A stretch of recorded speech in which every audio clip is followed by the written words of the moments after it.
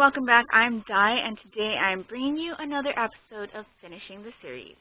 In this series of videos, I talk about books that I have read in series that are past the first book. So, due to the nature of these videos, if you haven't read the books that are shown in the thumbnail or listed in the title, I would suggest that you not watch this video until you have. It's been a while since I've posted one of these. So in this video, I'll have two books as per usual. The first book is going to be The Crimson Crown, which is the fourth book in the Seven Realms series by Cinda Williams Chima.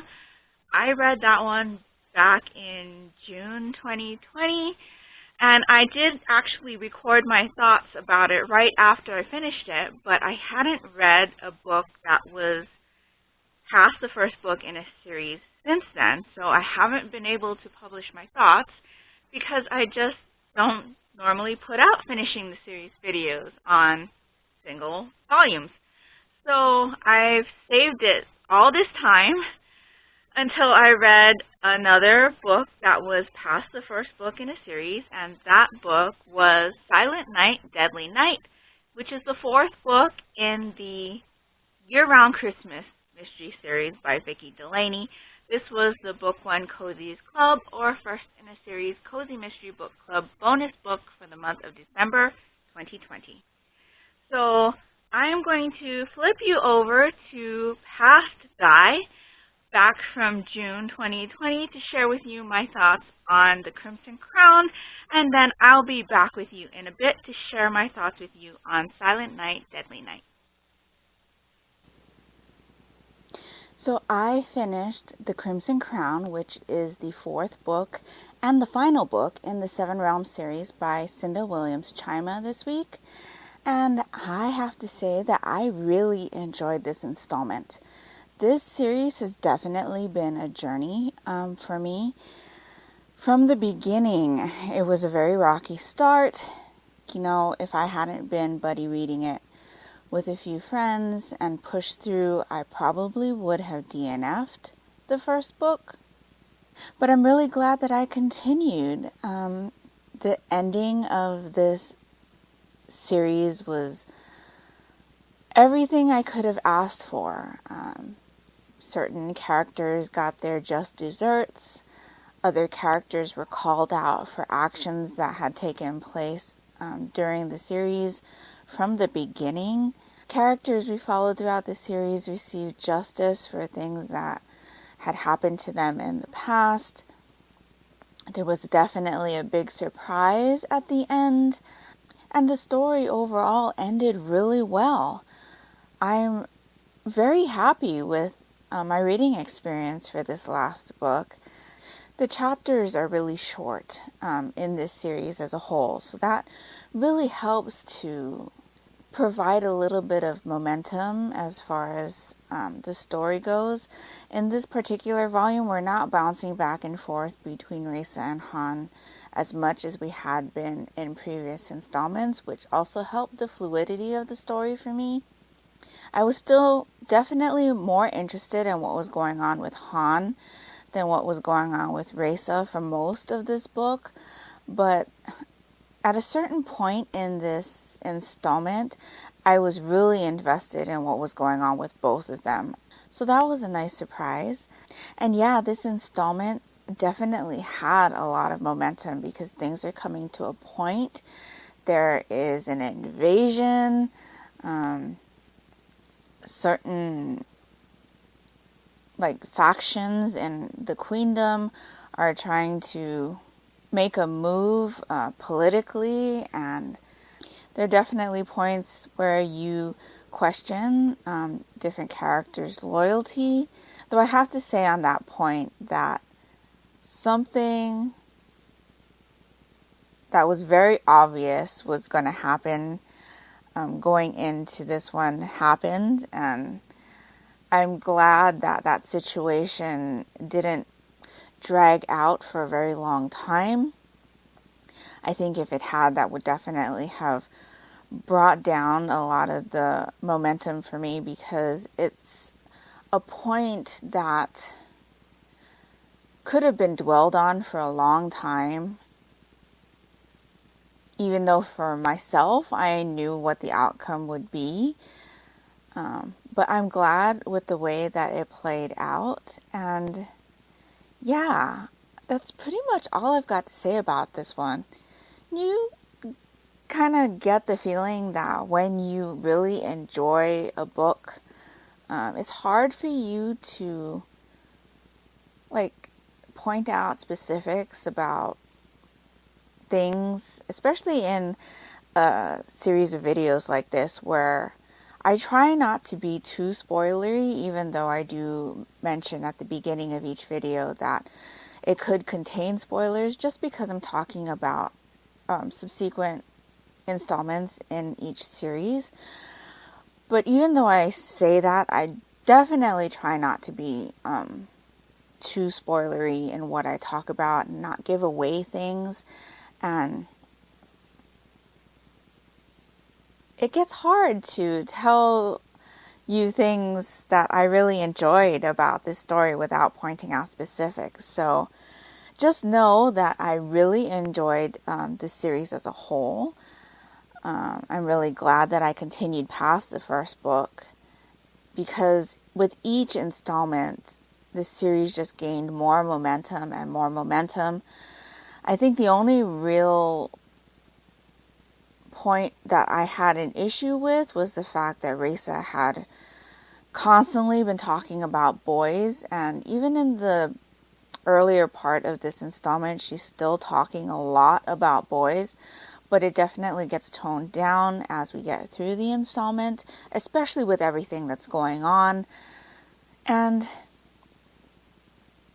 I'm really interested to see what else this author has to offer.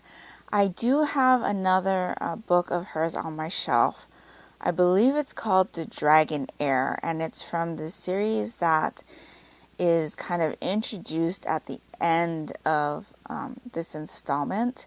I don't think that's the one that I want to jump into, though. She has another one that has caught more of my attention. But I'm going to take a bit of a break from fantasy reading for a while and just let this one sit.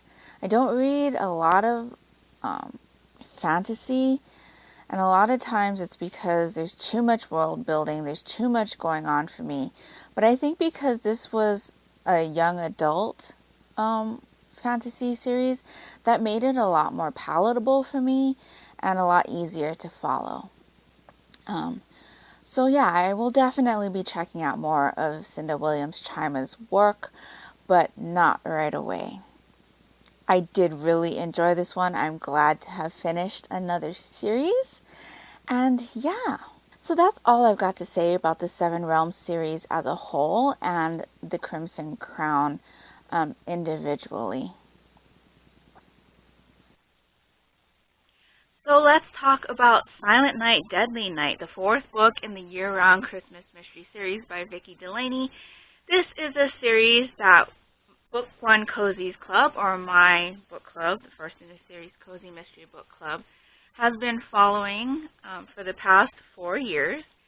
We read the first book in the series, which was Rest Ye Merry Gentlemen, I think. I think that's what it was. If I was wrong, I will put a little note down here. But we read the first book in the series for Book One Cozy's Club, and then every year after that, we've just continued with the next book in the series as like our bonus read for the month. So we are up to number 4 in 2020. We're about 1 book behind publication, I believe. But in this installment, we follow Mary's mother, Aileen, and she has invited some college friends for a mini reunion right around Thanksgiving time. And things just aren't the way any of the friends remember it being between them. They bicker a lot with each other. None of them can seem to get along with anybody else except for Aileen. And unfortunately, Aileen has invited all of them to come and stay at her house. So None of them can get away from each other. Constant bickering. Mary's mother's pulling out her hair. They even come to Mary's store and cause a fuss because of their bickering. But one night, while Aileen is having like a kind of potluck situation where all of her friends are either purchasing items from town or cooking the items at Aileen's house to just have a nice meal with each other and catch up, one of the friends has a severe allergic reaction to one of the items that she consumed and passes away. Unfortunately, Mary finds evidence that makes it look like this wasn't just an accident, and so she starts investigating, as she does, to find out what exactly happened in regards to who brought the dish that caused the severe allergic reaction and what the motive might be. While I always enjoy the books in this series, this one, even though I gave it the same rating as I gave the rest of the books in this series, just was missing something for me, or something just didn't feel right. And I think it was because of the constant bickering of these ladies. They're always at each other's throats. They ridicule each other. They have nasty comments for each other. It was just bad. And when you think about how old these ladies are, I was just like, come on, grow up, be adults. Are you kidding me? So that wasn't pleasant. On the other hand, there was a thing that was brought up about somebody new that comes to Rudolph and is trying to take over the Santa Claus position, which is traditionally Mary's father's job. I feel like Mary's father's job has been in danger before in the past. I could be getting this mixed up with the Christmas Tree Farm mysteries that we read also as Book One Cozies Club bonuses, but I feel like in a previous installment in this series, Mary's father had been asked to either step down from being Santa due to something that happened in regards to a murder that Mary had been investigating or was in proximity to, or something like that. But the back of this book kind of says that his job was in danger due to his proximity to this case. And when I had read that, I had thought that, you know, maybe he was being suspected of being involved, but that turned out not to be what arose at all. As always, with this series, there are certain characters that really get on my nerves in this town, one being the mayor, I think, Sue Ann. She always shows up in these books and always has something nasty that she does. In this case, it has to do with Mary's dad's job being in danger. But I also have an issue with Mary's, worker or employee, Jackie, who in the previous novel really got on my nerves because I felt like she was overstepping her bounds, and in this one, she still feels that way. And there were certain things that happened in regards to Jackie that I was like, Mary, what are you doing? Why? But that being said, even with these characters that I dislike, Mrs. D'Angelo, I still enjoy revisiting this town every year and catching up with these characters and seeing what's going on. I also really enjoyed the fact that we focused in on Mary's mother. She does show up in all of these books, but I don't feel like we really ever got to know her until this one. And because she had all of these friends come in and they were talking about their college years, I feel like we really got to know her a little better. In the previous novels, I kind of felt like she was really cold and that, we didn't really know her very well. Maybe things were there that we could possibly possibly misunderstand in regards to her character and things like that, but I really enjoyed getting to know her more and, you know, having a little bit more of a connection to her being Mary's mom and hearing about the things that she had accomplished in her life. So that was really nice. I am really looking forward to reading the 5th book in the series this Christmas, as it is tradition for Book One Cozy's Club. And that's pretty much all that I've got to say on this one. So that will do it for this episode of Finishing the Series. If you have read either of these series, let me know what you thought of it. I am glad to have finished another series in 2020, and I'm hoping to finish a lot more of them in 2021. Let me know if there are any series that you are trying to finish in 2021, and that will do it for me today. I hope you are all doing great. I hope you are all safe and healthy. And until next time, take care and smile always. Bye.